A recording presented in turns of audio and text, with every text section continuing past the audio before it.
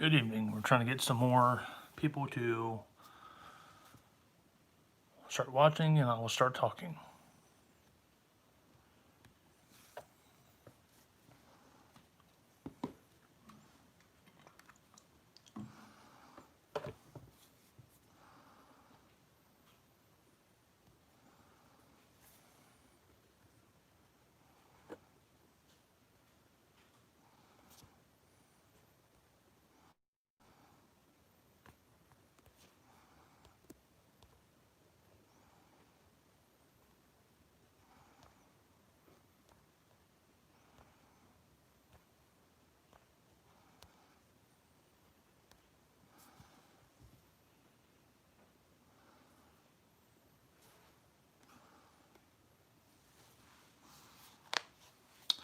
Okay, so just giving an update on myself here.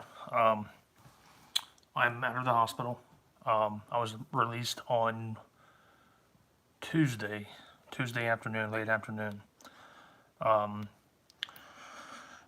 So conclusion, my let me kind of start from the beginning, kind of giving an idea from the beginning, and we'll kind of go through what happened, why I went in, what happened while in the hospital, and when I was like the releasing process. As of Wednesday night of last week, I began to have a severe headache, onset headache. It started from the back of my head. It was just kind of like going outwards like that. And when that took place, my left eye couldn't see real well, and my entire left side of my body was kind of numb feeling. I couldn't really feel it, couldn't feel anything really. So Thursday morning, I woke up and still had the headache, still have the numbness on the left side. I called my doctor and was recommended to go to the emergency room. At which point, I had all plans on going to a different hospital. Actually connected with my doctor, but I was actually taken to Westchester Hospital in Westchester, Ohio. It's part of University Hospital. It's a different branch, just in a different area. I was close by and was getting worse, so I decided to go there instead. So I went in, immediately went back.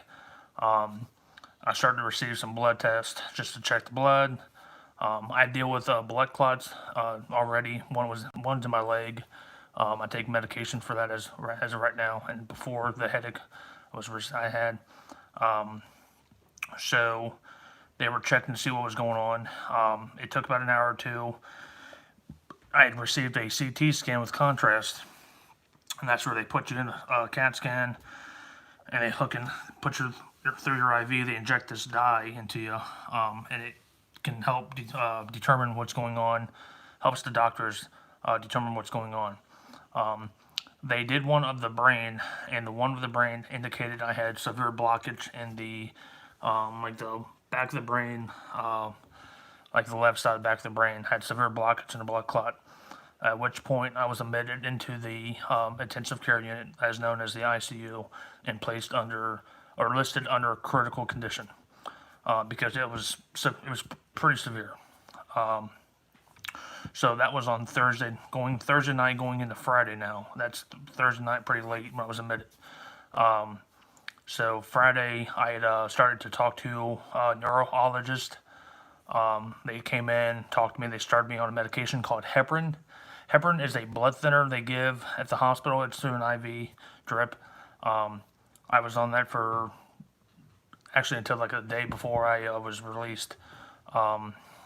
Take that back, might have been before, but I'll get to that. But I was in Westchester Hospital for 24 hours. And well, I believe so. I think I was transported on Saturday. Transported Saturday to University Hospital in Cincinnati. And I met with a team of neurologists, a surgeon. We had all plans to do an operation on my brain to remove the clot and kind of make sure I was okay. At the same time, still having some severe pain in my head, which was what they were kind of concerned about. So I had a couple MRIs done. Actually, before that, Saturday night going into Sunday, they came in my room around like 2 or 3 in the morning. I was half asleep, half awake. I just don't sleep very good anyway, and especially in the hospital, you don't sleep. You don't sleep in the hospital. So I was. They came in to take my vitals and to take some blood. They was trying to talk to me, and apparently, my left side of my face began to droop, and I had the entire head started to hurt, and there were some other issues. Those are considered stroke-like symptoms. So, hey, what's going on, buddy? I'm giving an update about my recent hospital visit. If you check out the previous video, you can see I was actually in the hospital. I was in ICU and considered in critical condition. So, the stroke-like symptoms I was having, they gave me a medication to, I guess it's to stop a stroke, someone in the process of having a stroke. When they gave me that medication, it stopped the episode I was having. I was taken down for an immediate MRI to check on the brain activity. The brain indicated no stroke, no heart attack. I was given an EKG of the heart. There was no heart attack. There was no stroke. No explanation at the moment in time for what I just went through. I've had, since the entire time I was in the hospital, I had I think a total of 4 MRIs, maybe 5. I had 4 CT scans with contrast, a couple without. But they did a lumbar puncture, which is a spinal tap, which is where you sit on your side, and they take a very long needle, and I'm talking maybe a 15 gauge needle, sometimes bigger, and they inject. What they do is on your spine. I don't know if it's considered the vertebrae or where the spine goes. They go between the bones. So this is a bone here, and this is a bone here. They go between the bones, and they get to your where the cerebral fluid is, and they drain that fluid to take a sample of it. It's a very painful procedure. It's not something that's fun. I've had it done. They give you lidocaine in the area, but they don't so much sedate you. Now, they tried it once with me and they failed, and they did sedate me somewhat, not full. I wasn't fully put to sleep. Couldn't feel pain, which put it like that. I could feel pressure, just couldn't feel pain, which helped. But when they're done, you do feel where they've been in your needle has been put in your back. It does. You can feel it. I had that done. We did not do the surgery, and I'll explain why. I had a lot of people praying for me. Had probably a total 4,000 people who are my family, who are my family's, friends. I had people throughout my entire Facebook. I had just so many people out there praying for me. And we sorry. I had something stuck in my mouth. But they went back in to check the MRI because they wanted to check to see what the clot was, how the clot was doing, and if they wanted to go in, how they were going to do it, kind of set everything up, get everything aligned, ready to go. They went in, couldn't find the clot, couldn't find the blockage. So that was on Sunday. So then since they couldn't find the clot, at that moment in time, they kind of checked some other places as well. They did a CT scan of the heart, couldn't see nothing there, so they took me out of ICU and put me on the regular floor, which is a floor down from ICU, which is still, big time, but it's not as critical. Monday, we did not a CT, we did a echo of the heart. I think it's a echocardiogram or something like that of the heart. And I get to actually see my own heart beating on a monitor, which is like an ultrasound of the heart. That was actually really cool. Get to see my own heart beating. They checked all the valves. They checked everything connected to all the arteries connected to the heart. And there was no indication of any heart issues. Usually in a stroke, when you have a stroke, you get a hole in the heart. You can form a hole in the heart that can go into the brain. Um, Certain things that can cause the issues. Heart was 100% healthy. There was no damage to the heart, which is a good thing for me, which tells me a lot of good things. Um, so they looked all throughout my body, looked at every major artery, looked at the lungs, looked at the legs, looked at the brain. I mean, more than once. Looked at the heart more than once. The clot blockage that I had in the head was no longer appearing anywhere in the body. Blood tests were coming back, from what they were looking at to what they were looking at now were completely different. They didn't see anything that was persistently dangerous than when I first came in. So as of Tuesday, the team of doctors came in. I had approximately like 5 or 6 doctors working with me. They're all neurologists for the University of Cincinnati. Um, if anybody has watched the TV show House, I was joking around most of the time I was in the hospital, even though I was, you know, tight spot for myself and didn't know how I was going to do, how my health was gonna, how I was gonna end, where I was gonna end up at. I joked around a lot because I felt like I was on a TV show, on the TV show of House, because I would be sitting down in like a chair. I didn't sit in the bed most of the time, or when I would be in the bed, doctors would come in, stand around the bed, and they would sit there and talk to you. I felt like I was on an episode of House. Um, but they came in and said, we don't know, we can't, we're puzzled. We don't know what to say. Um, we've looked everywhere in your body. We cannot find the clot that was in your head and your brain. It's just gone. It's just like it's gone. Um, and that never just happens in a matter of a few days. Whether they're giving you a blood thinner or not, because I've been on blood thinner since um, December of 2019. So that's usually what they give you. But something for me, already being on blood thinners and have another clot is why they admitted me into the hospital. And especially with it being in the brain, there were some other symptoms. So the reason they put me in the ICU is because I was having stroke-like symptoms. Um, but doctors came in, they had just couldn't really tell me what had happened. They just said, you're better. From somehow you're just better. Um, and when doing the lumbar puncture, spinal tap, as they were draining the liquid, um, my headache began to just go away, just stop hurting. Then I was taking a shower that night, which had been Monday night, and my left side of my body, I couldn't feel nothing whole weekend. Couldn't feel nothing. Couldn't feel pain. They tried to cause pain, and I didn't feel anything. They would draw blood out of the left arm. I couldn't feel anything. Um, and I had so in my left arm here, if I had better light, you could see so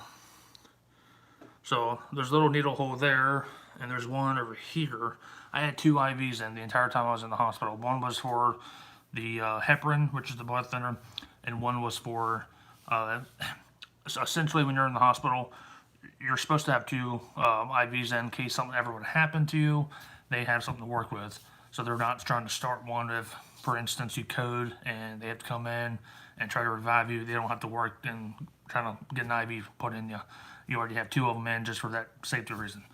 So I was in the shower Monday night, and because of the way, I don't know, I guess you can get water in the IV or something like that. You have to cover your arm. Well, the entire time I would get a shower, I would hold my arm up on the shower curtain so my arm didn't get wet. And I don't know what I did, but I bumped my arm on the wall, and I felt every bit of the pain because it shifted the IVs. They didn't pop out, but they shifted, and I felt every bit of pain for that. Just checking something real quick. Sorry. But I felt the pain from the IVs. So that told me that I began to feel pain again, which was a good sign. When I said I didn't feel pain before, is they took a needle. I was talking to the doctor on my right side, had no idea what they were doing on the left side, wasn't even paying attention. and they took a needle and they were somebody was trying to look for blood, and they put the needle in. I didn't even flinch. I didn't make any movement. Usually I kind of don't go like, it don't so much hurt. It just, when they're drawing for blood, a needle goes through your skin. It's like, oh, that kind of hurt. Ow. You might flinch a little bit. I didn't do anything. So that kind of told them I had no feeling in the left side. My left eye was having some severe issues with they looked like possible nerve damage. Thankfully, that was not the case. Because I had I think it's a part of the neurology eye team that comes in that looks at the eyes. They, this doctor had came in. She dilated the eyes, both of them. Had these special glasses or goggle things, and she can look really deep into the eyes. And they can actually look.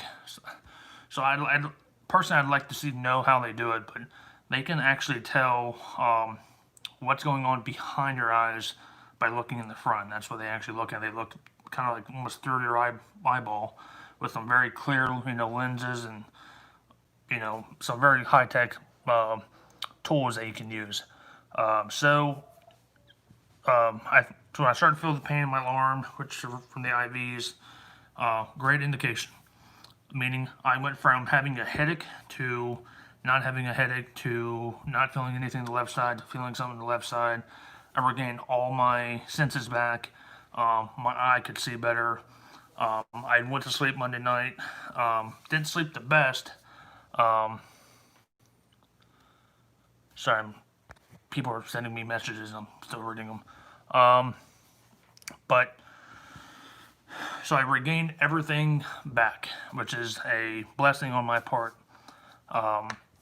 And that's why we kind of decided not to go through the surgery. There's no reason to do a brain surgery.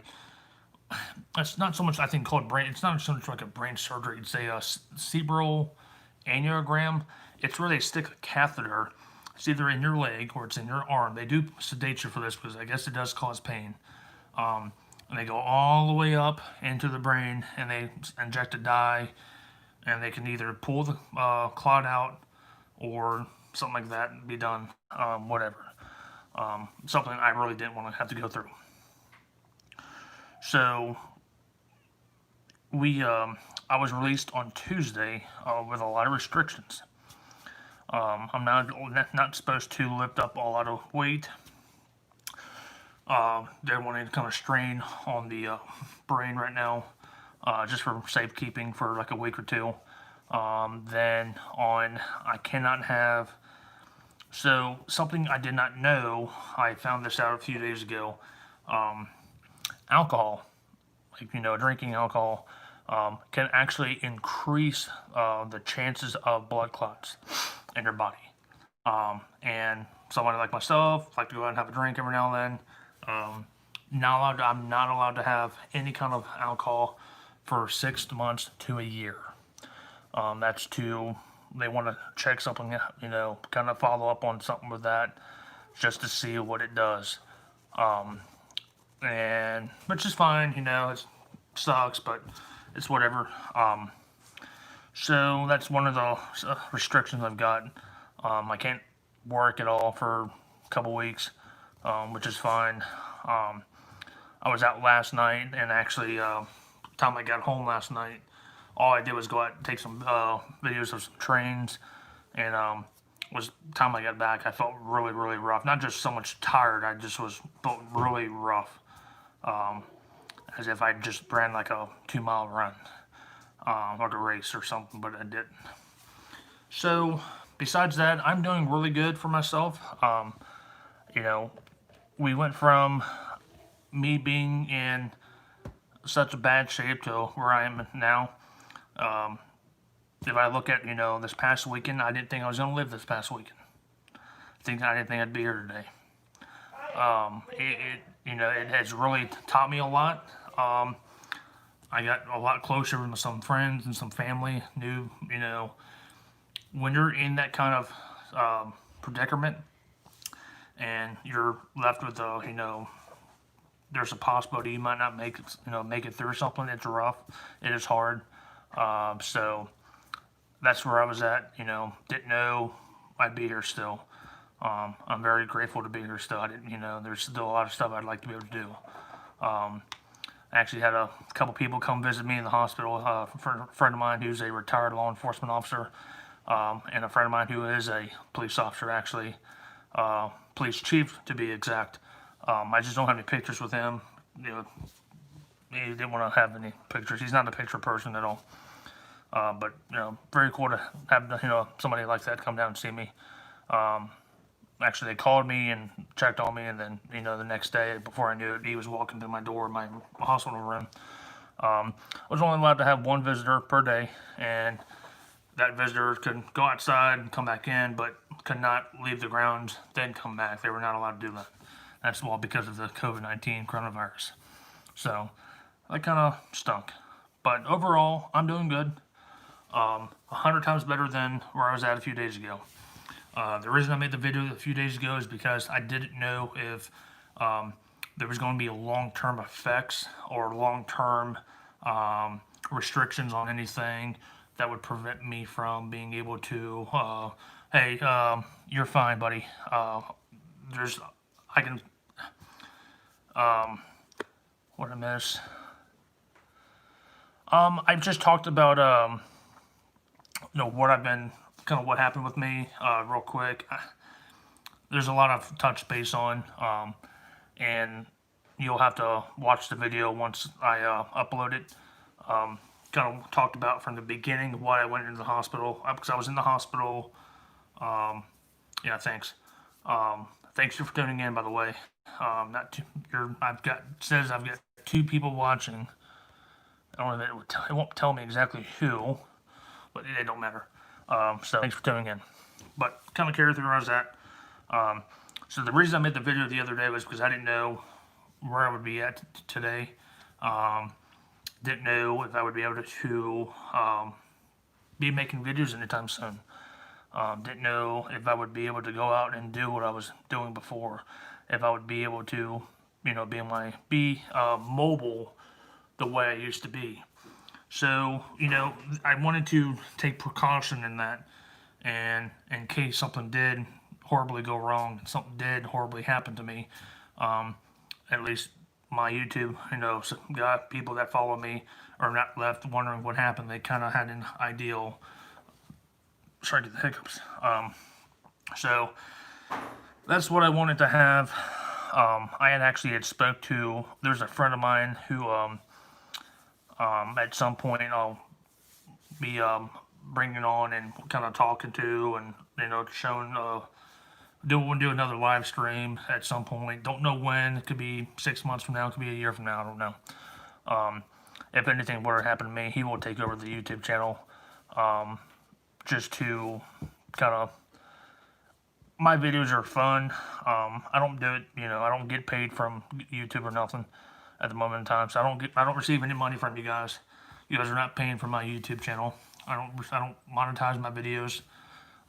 For one, I don't know how, and there's a lot of restrictions YouTube does that I don't think I would qualify, to be honest. But it's just because I enjoy the platform. I enjoy posting so much stuff. There's so much stuff that I see that I think that other people would like to see. So like last night I did a video. I was in Maysville, Kentucky. I actually got the video of the Amtrak train coming in.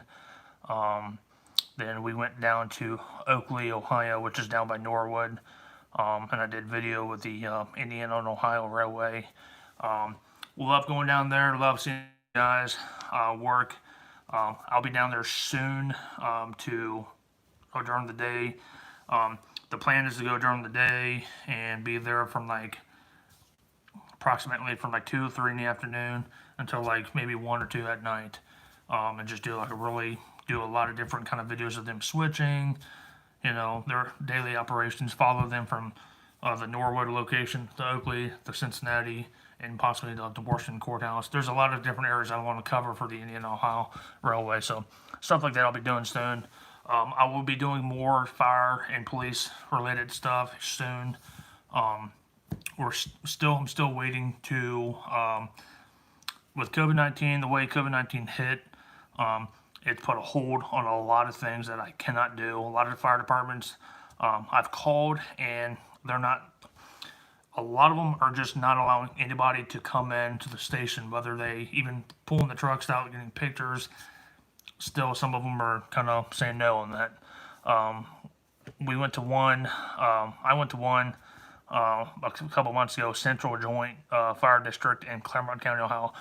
Now, they were under a nobody allowed at the station, but they did allow them to pull the trucks out. We were able to get pictures and all that.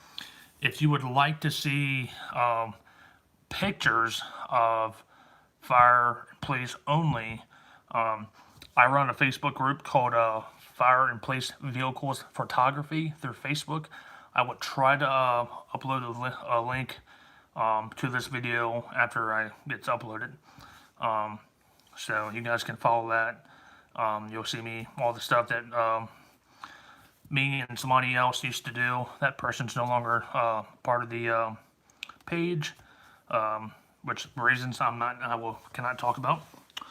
But I'm trying to think what else I can talk about real quick. So I'll talk about this. Just trying to think.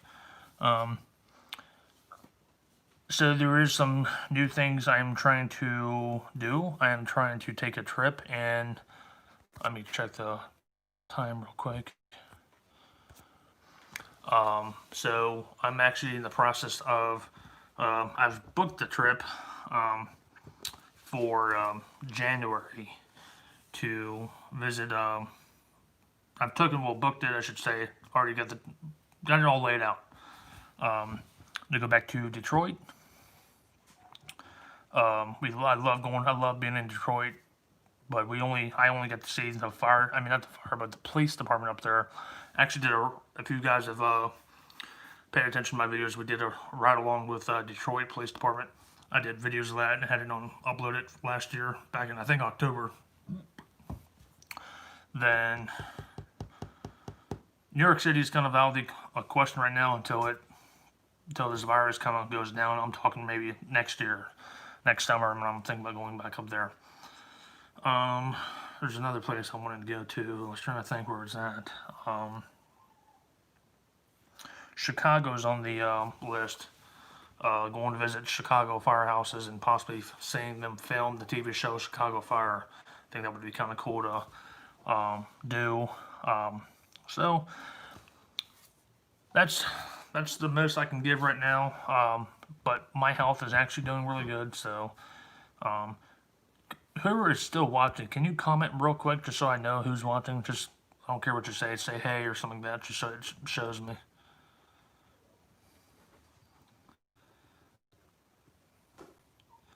It says I've got one viewer, but I don't know who that viewer is. It doesn't tell me who's watching still.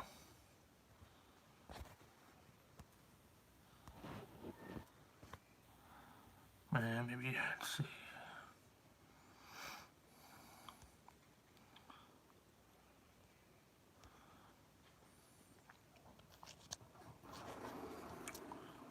Alright, that's don't matter.